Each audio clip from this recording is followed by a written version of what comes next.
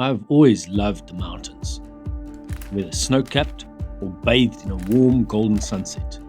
Being outdoors appeals to me on so many levels. The beauty of God's creations with its variations of isolated places, all just begging to be explored. Just like these sand dunes that are hot, weather-beaten and silent. But more about them later.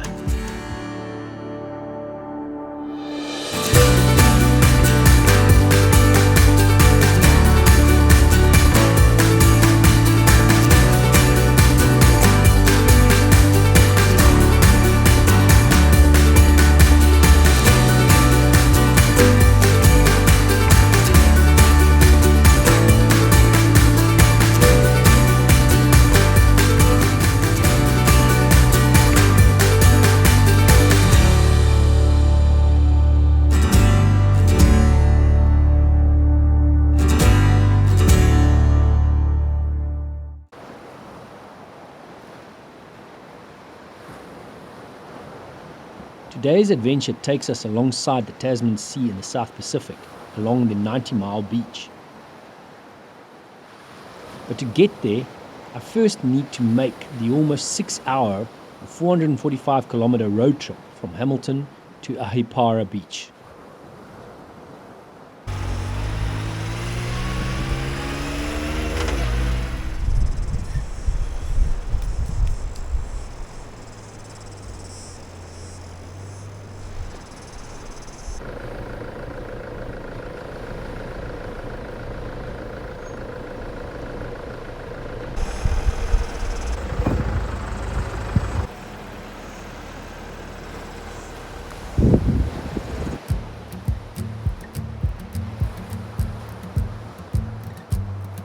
As you can see, all the fishermen are out already, so we're a bit late.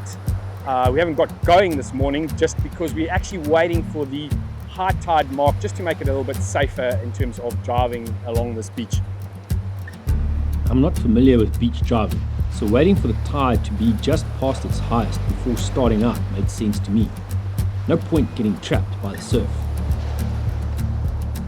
90 Mile Beach, which is actually just over 80 kilometers long, is classified as an actual road. Legend has it that in the years of horse transport, the average horse could do 30 miles in a day. Travelers took 3 days to do it, and so 90 Mile Beach. But they never considered the error in their calculations due to horses moving slowly in the soft beach sand. Error aside, the name stuck.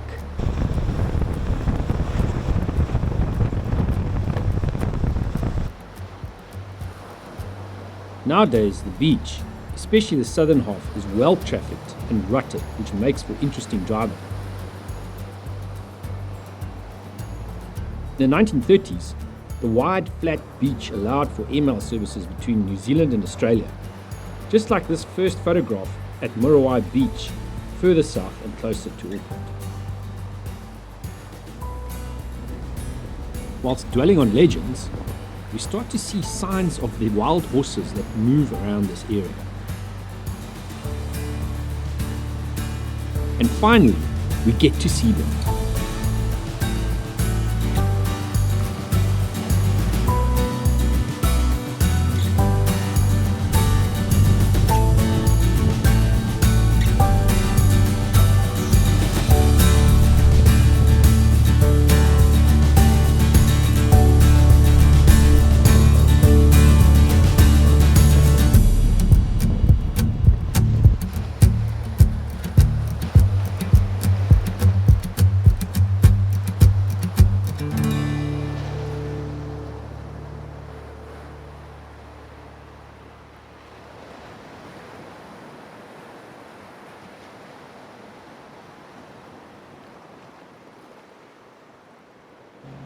So helpful if I had the handbrake off. So we're about 50 kilometers into, probably about 40 kilometers into 90 Mile Beach. Interesting because being South African, it's illegal to drive on beaches in South Africa. This is one of the few beaches in New Zealand that you are allowed to drive on. In fact, it's classified as a national highway. And so I took up the experience and I thought, well, got the vehicle, let's do it. It's a very wide beach. Obviously, you've got to be considerate around the tide. Being sort of 40 kilometers into the actual journey now, I'm a lot less concerned about that, even though it is quite a shallow beach. And because it's so heavily trafficked, what makes it interesting is that there's a lot of vehicle ruts. So your vehicle is constantly moving and shifting, and you've got to be careful how you drive. I think the getting stuck part would almost be in other vehicle ruts and driving too slowly. There is a speed limit at the entrances, about 30 k's an hour, and then on the actual main beach you can push it up to 60. You can often hear the strain of the engine going through the actual sand. There's a rough part. Even my tongue is battling with that one. And also the wet patches, I try and avoid the salt spray. I'm not trying to damage my vehicle in the long term. So, but really enjoying the experience.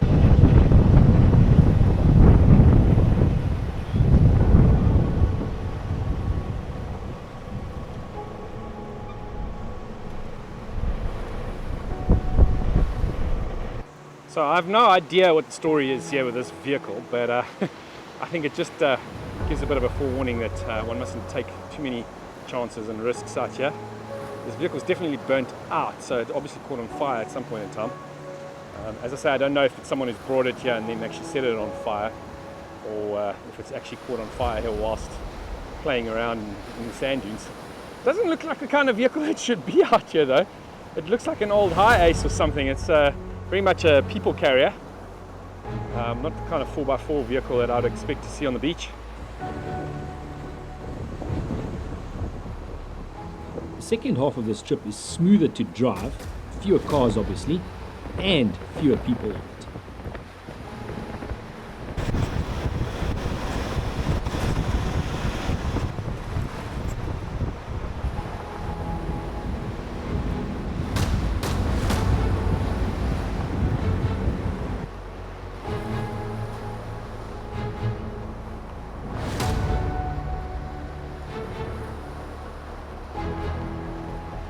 Absolutely spectacular. The further north I travel, the wider the dunes along the beach become. They're not very high here though. Still, it's well worth the views.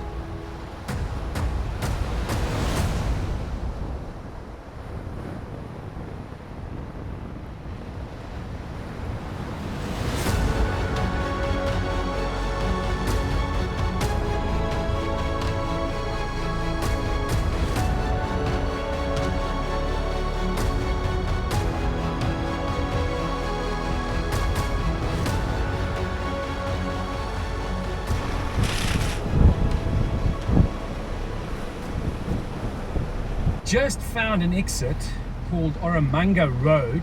It's kind of in the middle of nowhere, but it takes us to Lake Wahakiri. I'm looking at the phone, Lake Wahakari, and it looks really interesting. So we're going to take a drive up there, just have a quick look. It's only about 12 minutes off the beach, and then we'll continue on. I think we're about a third of the way up to where we want to be in Cape Ranga, and yeah, it's really looking like an interesting little exit even.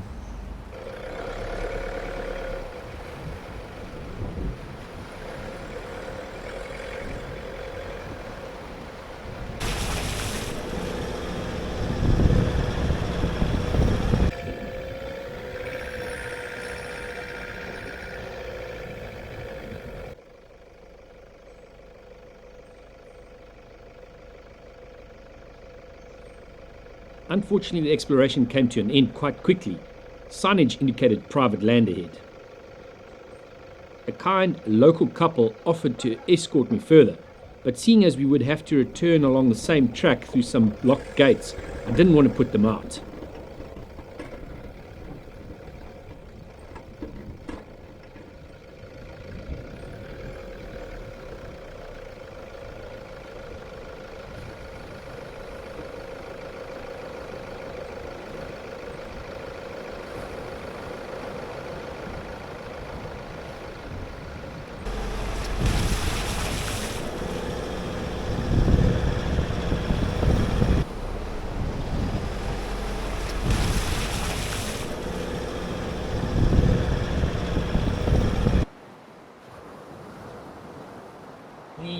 sun exposure and weather exposure on the beach. It's very isolated. You don't see a lot of people, even though you get past the odd fisherman.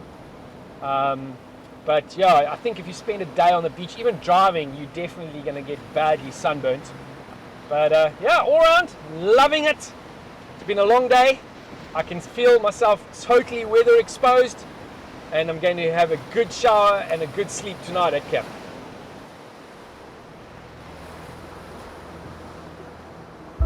So we finally arrived at Te Paki Stream, and also between the two sets of dunes, which we'll hopefully visit a little bit tomorrow. This is the exit to the 90 Mile beach. We've still got to figure out where to go. So at this point in time, I'm driving, probably just following the tracks a little bit. It's definitely going to end up in the stream bed. But yeah, we're going to just drive around, have a look, and then actually do the exit to this this actual valley and off the beach.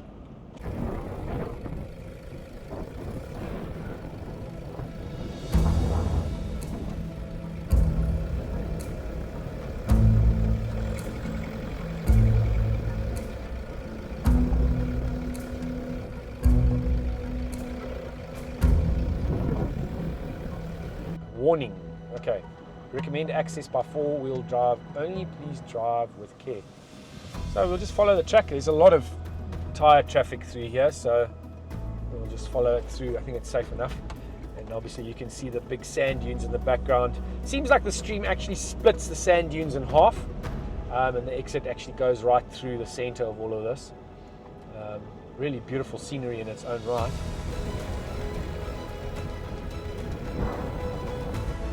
We've been going on the beach since probably 10 o'clock this morning, and it's now 4 in the afternoon. So it's been a long day. Obviously, camera work takes time. You have to stop and reconfigure cameras and plan shots and all of that kind of stuff.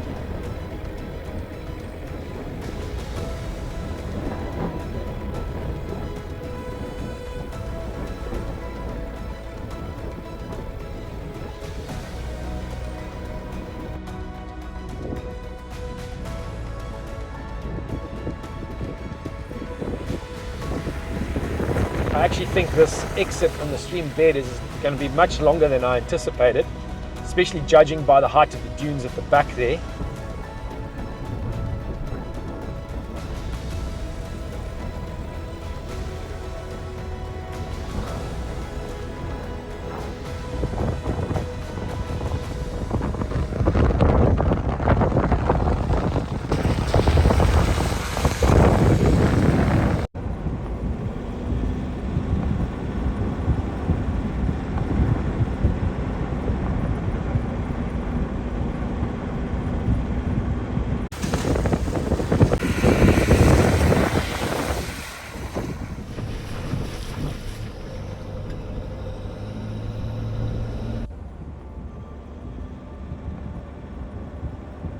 The giant Te Paki sand dunes are part of the Te Paki Reserve in the greater Northland area. The two major dune areas are approximately 7 kilometers long, that's north to south, and about 3.5 to 4 kilometers wide east to west.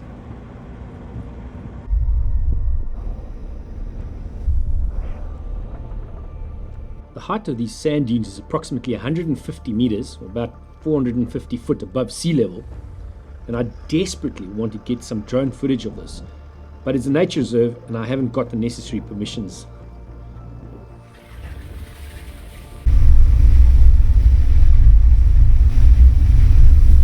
The water we're driving through is fresh water, so a lot less concern about driving through it than the salt water that we were trying to avoid earlier on. I could imagine the stream bed being very different to navigate in the wet seasons. This stream bed actually carves this whole geographical feature almost in half. So we've got a massive sand dune area to the north and a massive sand dune area to the south.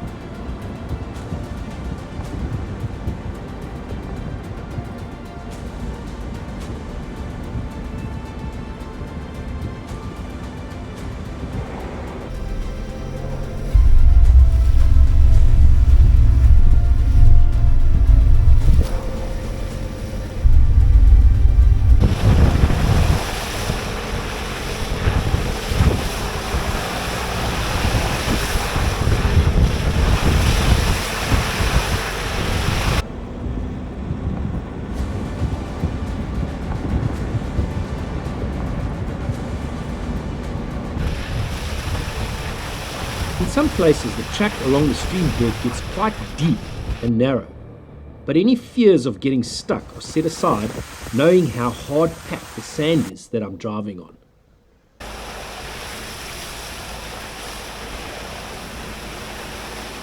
I finally arrive at the end of the Te Paki stream track and turn back for the last few photos and then on towards camp.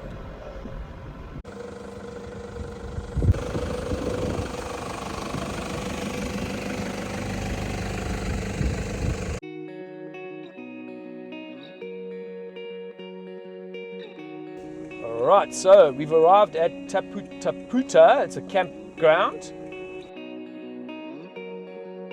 And definitely going to spend the night here. I don't know how much further it is and how rough it is, but it's going to be pretty interesting. We've literally gone 25 k's from West Coast, where we were driving on the beach, to the East Coast, which is where our campsite is, and it's a little bay. It's absolutely beautiful, and I'm really looking forward to this. It's quite a remote campsite. It's the most northern campsite in New Zealand, so you can't go further north in terms of campsite, and then has minimal facilities. There's no electricity here. It's just a cold shower and a toilet, but that's all I need right now. That's going to be perfect. It's been a long day. Got the tent up, put the awning up. It's a little bit breezy. Got an absolutely spectacular view from here. We've just gone a little bit around the corner from the bay that we recorded earlier on. So yeah, it's about 6 in the evening. Going to make some supper now, maybe have a cold shower, and then definitely some sleep.